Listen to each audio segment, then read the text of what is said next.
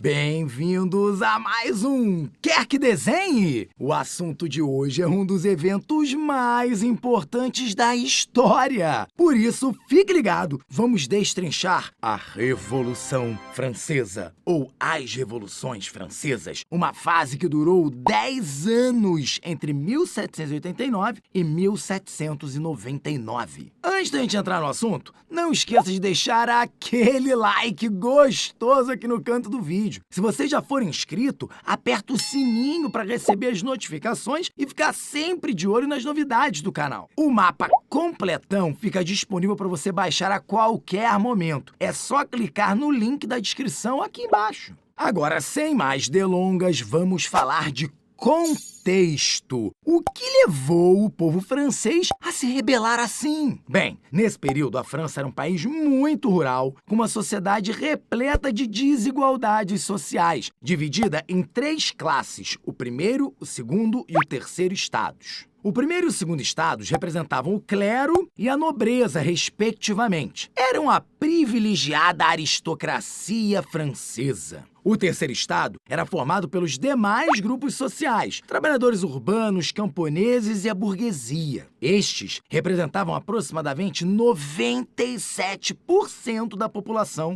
E a tributação imposta a este grupo era tão absurda que boa parte passava fome e vivia em condições precárias de vida, ao mesmo tempo que o primeiro e o segundo estados ostentavam uma vida muito luxuosa. Depois de um tempo, esse modelo desigual gerou uma baita crise orçamentária na França. Pois é, a França vivia uma crise política, econômica e social. Tanta tensão começou a ferver os nervos da maioria dos franceses, que exigiam mudanças drásticas na sua sociedade. A solução do governo de Luís XVI foi iniciar uma série de assembleias. Começando pela Assembleia dos Notáveis, em 1787, quando o primeiro e o segundo estados se reuniram para tentar resolver a crise. Só que a decisão dos ricos foi aumentar os impostos da galera sofrida do terceiro estado. Cada vez mais, a população se revoltava, até que, finalmente, em 1789, deu-se início à Assembleia dos Estados Gerais, que também contava com a participação do terceiro estado. Mas tínhamos um probleminha com esse plano. O peso dos votos era contabilizado de 1 para 1, ou seja, o terceiro estado representava 97% da sociedade, mas teria direito a apenas um voto. Fica a dica, hein? A desproporção da representação social francesa volta e meia cai no Enem. Fica de olho, hein?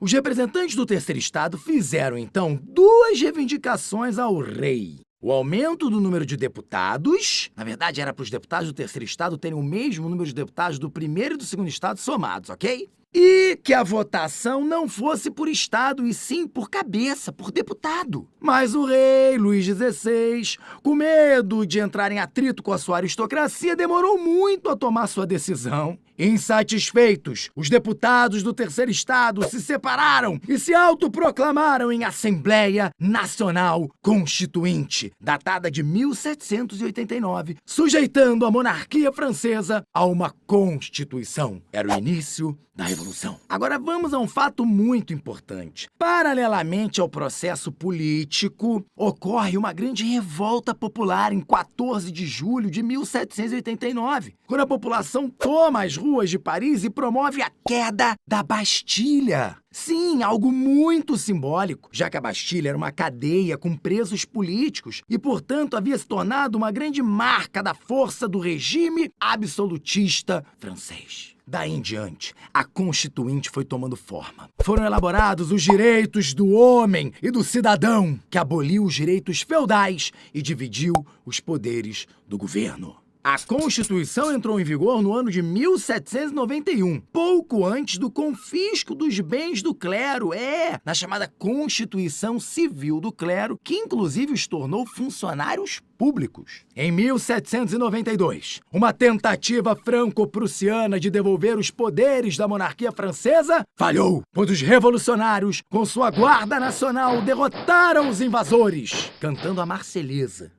Luís XVI foi julgado, considerado um traidor da França e decapitado na guilhotina, a navalha nacional, um dos maiores símbolos da Revolução. Depois disso, começou a República Jacobina. Sim, os jacobinos, aquele grupo da burguesia mais próxima do povo. Esse período foi marcado por algumas conquistas populares. O fim da escravidão nas colônias, o fim dos direitos feudais sobre a terra, inclusive o início de uma distribuição de terras na França, e o fim do voto censitário, sim, o sufrágio universal masculino. Mas a instabilidade política e o medo da contra-revolução levou os jacobinos à radicalização. O chamado período do terror, que durou de 1792 a 1795 e levou milhares de perseguidos políticos à guilhotina. Anotem aí, um grande nome que surgiu nessa época, Robespierre. Ele foi membro do Terceiro Estado e um líder importante da Revolução Francesa. No entanto, a ditadura e o terror levaram à derrubada dos jacobinos e à decapitação desse líder.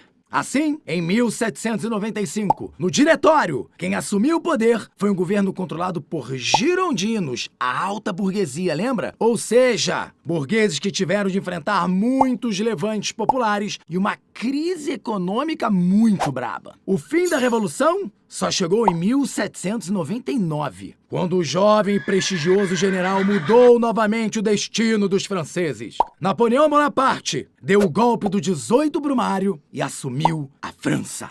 Nascia um grandioso ícone da história francesa, que apesar de ter implantado um império controverso, trouxe a tão sonhada estabilidade política e desenvolvimento econômico que o país precisava. Mas isso é assunto para um próximo. Quer que desenhe? Vale a pena lembrar que os legados da Revolução Francesa vão além dos valores de igualdade, fraternidade e liberdade. Foi ela que derrubou o antigo regime, o absolutismo, sistema político baseado no modelo aristocrata. Através dela, deu-se início ao mundo contemporâneo, criando um novo modelo de sociedade que afetou não só a França, mas o Ocidente como um todo. Eu falei pra vocês que era um dos eventos mais importantes da história, viu? E aí, gostou do nosso resumão? Então não perca e baixe o mapa completo só pra você.